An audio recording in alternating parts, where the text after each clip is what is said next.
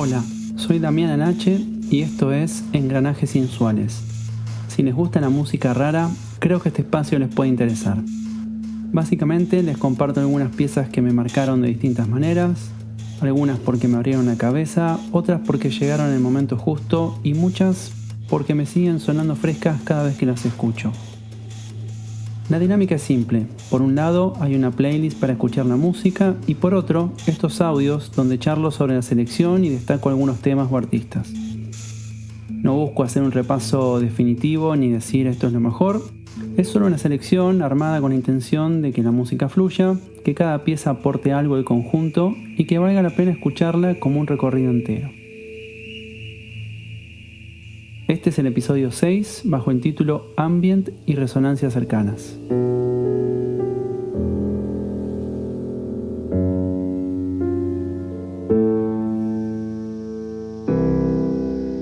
Algo que está presente en muchas de estas músicas es la relación especial que tienen con el entorno, con el espacio donde se las escucha, ya sea porque los compositores lo buscaron de manera consciente o simplemente porque es una característica que emergió como consecuencia en el resultado de sus creaciones. Desde esa mirada, algunas músicas pueden existir en un segundo plano, convivir con los sonidos del momento y teniendo presencia, pero sin acaparar todo el espacio. Cuando se lo plantea como una búsqueda, esto no es algo nuevo. Hace más de un siglo, Erik Satie hablaba de algo parecido cuando proponía la música de mobiliario o furniture music. Incluso, mucho antes, existía la tafel music, la música de mesa, pensada para acompañar cenas y banquetes. De ese repertorio suele destacarse como antecedente el trabajo de George Philip Telemann, de 1733. Pero claro, con el tiempo la manera de materializar esa idea fue cambiando mucho. Hoy el contexto en el que habitamos el mundo es completamente distinto al del siglo XVIII y en particular el contexto sonoro no tiene nada que ver con el de aquel entonces. Al mismo tiempo, quienes piensan la música para que funcione como compañía o para estar en un segundo plano, ya no se limitan solamente a ofrecerla para el momento particular de estar sentados en una mesa comiendo. Por ejemplo, en los últimos años se popularizó la música lofi, representada visualmente con una imagen de una chica estudiando con sus auriculares puestos. Satie pensaba que la música podía no estar siempre en el primer plano, que también podía integrarse con los sonidos cotidianos, algo que se mezclara con el ruido de los cubiertos en una comida o con el murmullo de una conversación, incluso rellenando los silencios incómodos. Para su época, esta idea no encajaba del todo con la manera en la que se entendía la música, porque casi siempre se buscaba o se pretendía que la música tenga un rol protagónico, que sea el centro de la escena o, en todo caso, que lo compartiera con la danza o el teatro. Con el tiempo, este concepto fue evolucionando y se transformó en una influencia clave para lo que hoy conocemos como música ambient. No se trata solo de que sea instrumental o tranquila, sino de cómo se relaciona con el entorno y con la forma en la que la escuchamos. No es una música que demande toda la atención del momento, sino que más bien puede estar presente de una manera sutil. Los casos que al menos a mí me parecen más interesantes es cuando me ofrecen esa dualidad, cuando son como anfibios. Quiero decir, me interesa especialmente la música ambient que pueda ocupar un lugar secundario o convertirse en el centro de mi atención, pero cuando yo lo decida. Me gusta que la música pueda ofrecerme, a mí como oyente, la posibilidad de decidir en qué lugar la ubico, si en el centro o en un costado. Pero claro, ¿no? Las propuestas que tienen ese potencial son complejas y quizás no son las más comunes. Esto creo que es algo que entendí gracias a Brian Eno cuando lo leí en una entrevista allá lejos y hace tiempo. Durante un poco más que los últimos 10 años hubo cierto auge de la música ambient. Por un lado, eso me encanta porque hay una cantidad inabarcable de material.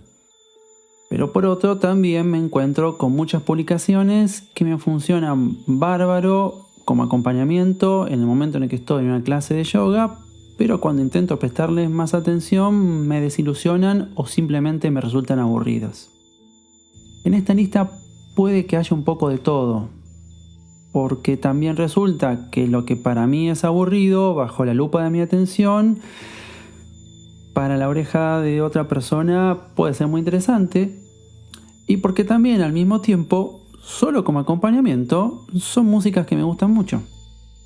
Se van a encontrar con piezas bien representativas y hasta cliché del género, y también con otras que se alejan de la etiqueta, transitan el borde con otros géneros y hasta incluso incluí una canción cantada. Traté de encontrar un balance entre todas estas tensiones que vengo comentando acá. No me preocupé por respetar la etiqueta de manera rigurosa en la selección, sino lo usé como una excusa, como un punto de partida, para armar el recorrido de las piezas por un lado y para compartirle estas palabras por otro. Sea como sea, espero que les guste.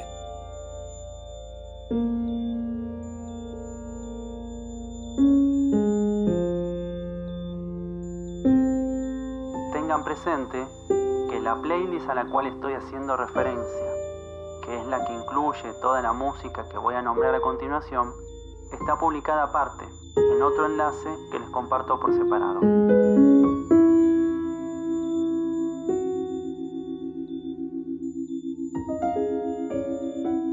En esta lista incluí algunas de las piezas fundamentales y clásicas dentro del ambient que fueron y siguen siendo influencias directas para muchos de los artistas que vinieron después.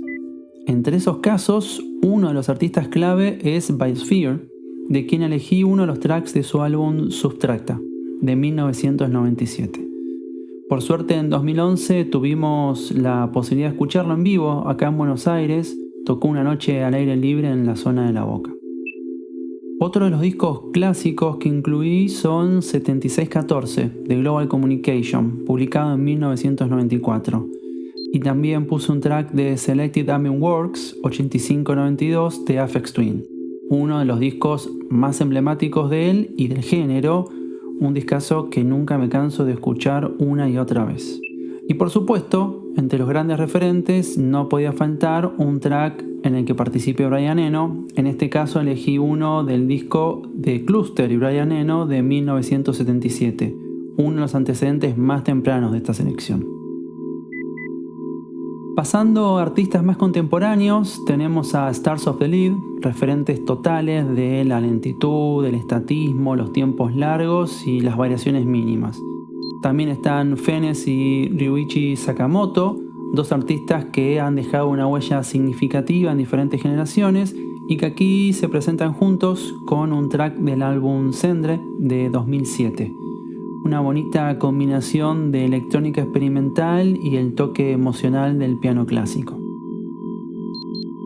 Dentro de lo que más me gusta en esta selección están Susumu Yokota con un track de su tremendo disco Sakura de 1999, con texturas, melodías y delicadezas que me siguen copando a cada escucha.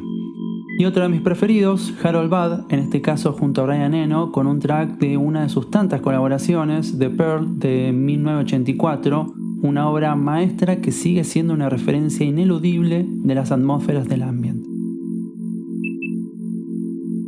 Las cintas y los cassettes tienen un lugarcito especial dentro de la lista. Por ejemplo, con William Basinski, que incluí Variations for Piano and Tape del 2006, tenemos un claro ejemplo de la apropiación estética de los errores técnicos. Las irregularidades del audio analógico, como el hiss, que antes se consideraban desperfectos a eliminar, se resignifican en una época dominada por la hiperprecisión digital. Algo similar a lo que pasaba con los ruidos de las púas en los samples de vinilos durante la década del 90.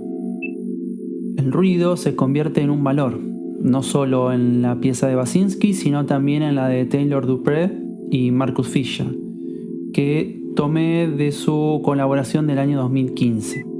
La aleatoriedad, perfecta para estos músicos y un dolor de cabeza para los ingenieros, también está presente en los trabajos de Federico Durán, aunque la pieza que incluí de él en este playlist no es el mejor ejemplo de esa exploración que Federico lleva a cabo. Lo tomo a Durán como enlace para pasar a comentar a los artistas argentinos que incluí en la lista. Los nombres más representativos son, sin dudas, Daniel Melero, con Dejaré que el tiempo me alcance, del álbum Piano de 1999, la única canción cantada de la lista, pero que sigue manteniendo la atmósfera propia del estilo que armé en esta selección. Esa canción después Melero la volvió a editar en una especie de simple o EP con versiones alternativas remixadas por Fantasías Animadas o con Fantasías Animadas. Y también está Gustavo Cerati con un track que se aleja de su repertorio habitual o al menos de lo más conocido de su producción.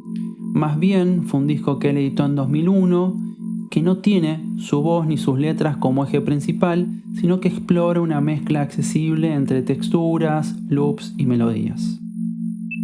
Otros de los artistas argentinos que incluí son Ismael Pinkler con Nicolás Bacal, una de las piezas de Nocturnos, el material más reciente de la lista, un discazo tremendamente grabado de manera impecable. También está Morita Vargas con un track del disco 8 del 2020 y Ángeles Rojas con una pieza publicada en el 2022 que se acerca mucho al drum. Hay muchas piezas más en la lista, están las propuestas con ritmo y mayor intensidad, como las de Tycho y Carbon Based Lifeforms, y otras más variadas, como las de Helios, Sara Dabaki, Juliana Barwick y Kathleen Aurel Smith. Finalmente, para levantar un poco la energía y cerrar la lista, están los Birds of Canada con un track de Tomorrow's Harvest, un disco que esperé con bastante expectativa allá por 2013 y que por suerte no me defraudó, es el que más me gusta de ellos. Luego, el ultísimo es de Fortet, extraído del disco New Energy del 2017.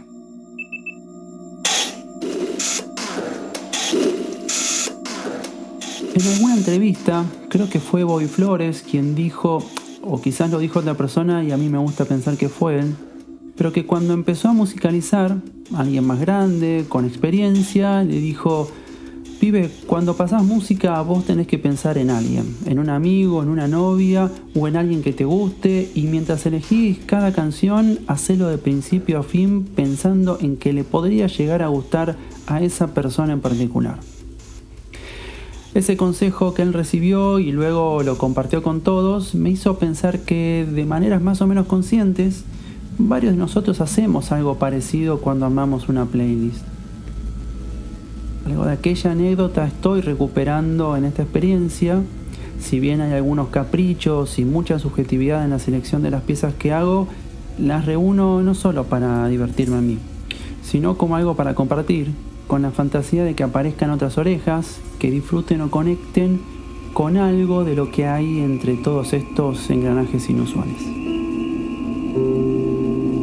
Les dejo un saludo, gente, que sigan bien. Chau chau.